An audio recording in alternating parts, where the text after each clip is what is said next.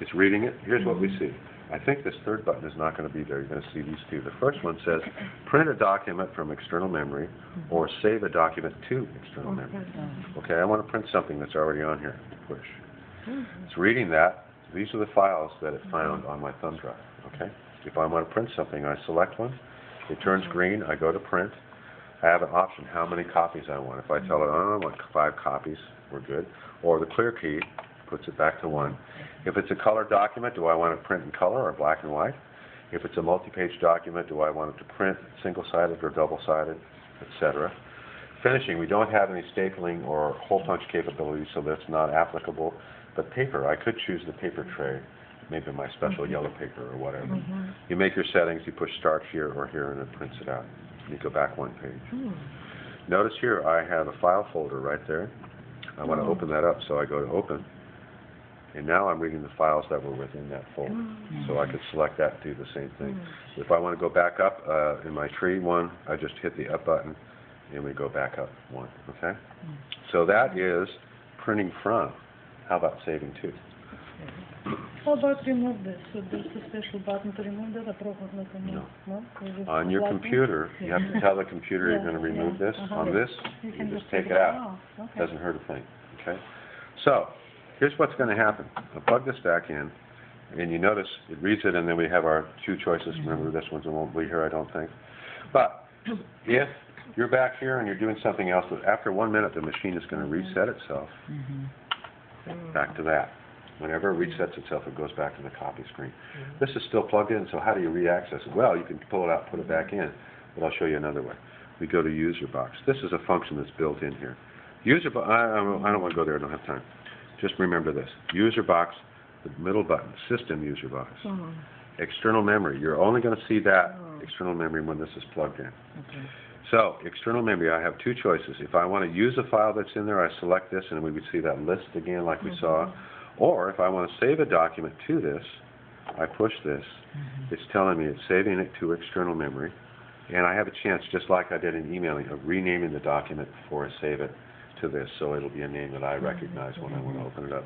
And then all I do is push start, it scans it, winds up in here. So that's the overview, all right? So we'll just unplug this. I'm watching the clock, so I got to keep moving.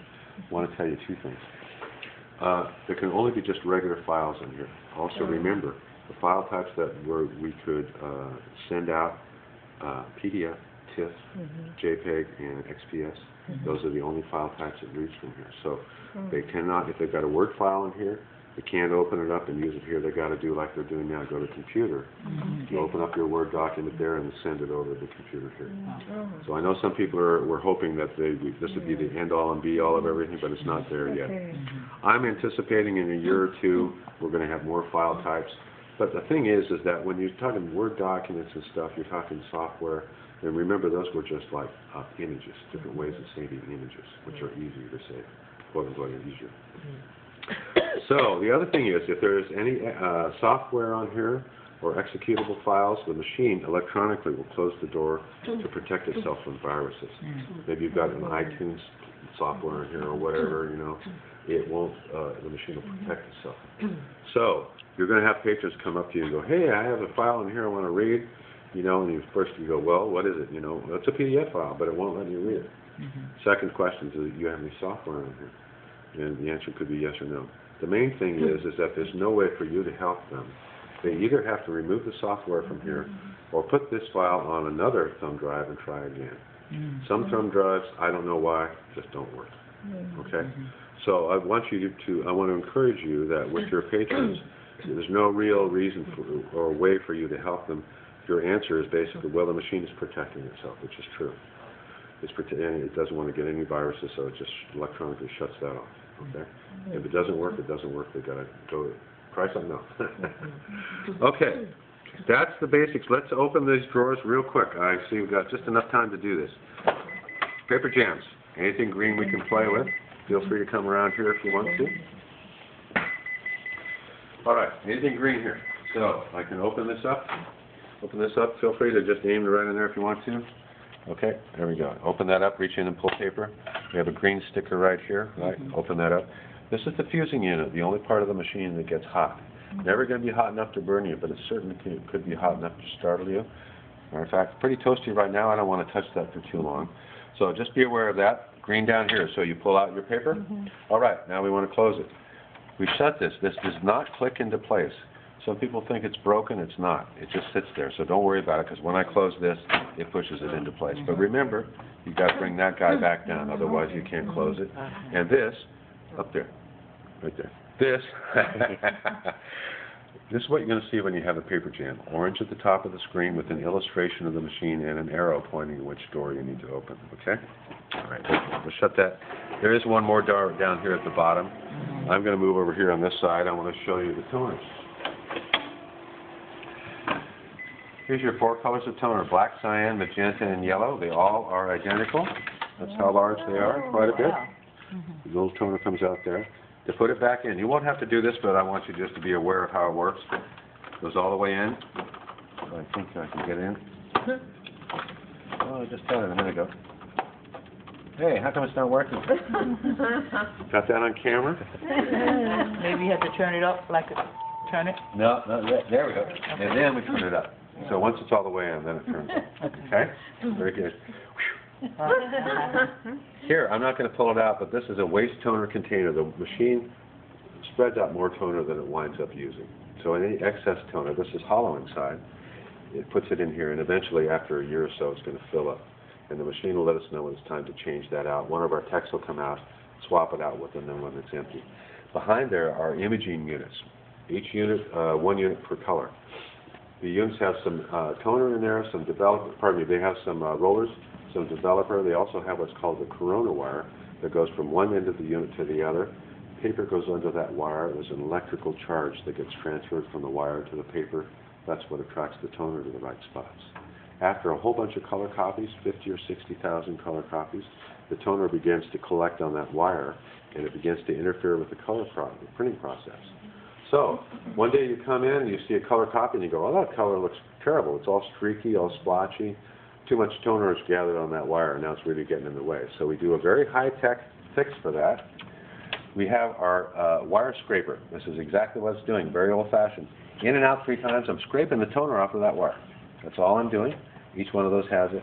When I do that, I don't have to turn it or up and down, just in and out 3 times. When you see a problem, do that on all 4 of those. That should clean up the wires, and your toner color should come right back. Okay? If that doesn't fix the problem, it's time to call for a technician if something else is going on. And this is not a preventative measure that you need to do every 10,000 copies or something. It's just when you see the color take a nosedive, it just looks bad, think about doing that, okay? While I have this open, I want to let you know this machine has a hard drive in it like your computer. Occasionally, like your computer, it might lock up on you. It's just not responding anymore. It's on, but it won't do anything. So we need to reboot it. Sub-power switch. We turn off the sub-power switch. You open this up, and this is the main power switch. So turn that off. You turn this off. Wait about 15 seconds. The hard drive powers down. Then you reverse the process. Turn this on. Turn that on. 95% of the time that fixes the problem. You're good to go. If that doesn't fix it, I did have one technician tell me that he goes an extra step. You turn it off. You actually unplug it. Now you wait your 15 seconds. Then you plug it back in. Turn it on. He says sometimes that works. So I just thought I'd pass that on to you. Your paper trays, they're all identical, so I'll just show you tray 1. We know we have different size papers in there, but each tray holds 1 ream of paper, 500 sheets. You can fill it up to this mark right here. Just add paper if you want to. But let's pretend this is, we know we want to keep paper in tray 1, 8.5 by 11 this way, because of the book copy thing. But let's pretend it's a different tray. I just want to add a different size for something. Squeeze this on both sides, we pull it out. Squeeze this guy here, that opens up. You put in your new paper, you snug it up against this wall here. Close that, I let it go, it locks into place. It guides the paper in. You bring this forward. When I let it go, it locks into place. When everything is snugged up like you see here, the machine knows the size and the orientation of the paper, and then it knows what it's dealing with, okay? All of these are the same. The light's right here. When the paper tray runs out of paper, the light comes on. Oh, Okay?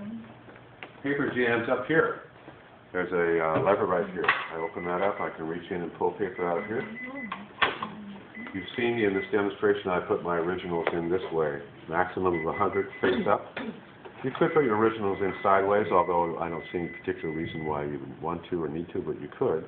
But any larger paper does have to go sideways, and the little shark fins plus the electric eye let it know what size the original is.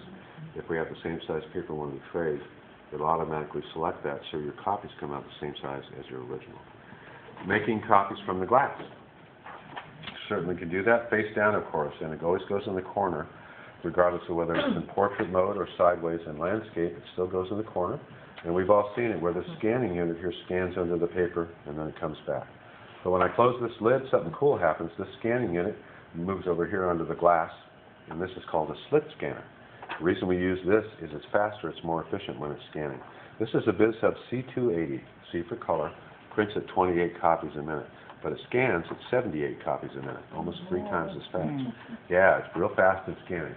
What happens is the paper in the document feeder is right side up. By the time it gets down here, it's now face down. This guy moves under the piece of glass, and then the paper goes by the scanner, rather than the scanner going by the paper, and that's how we get the extra speed. The only problem with the slit scanner is if I get any whiteout or any crumbs or dust on here, any little dot of schmutz, that's the technical term, it's going to translate into lines across my copies.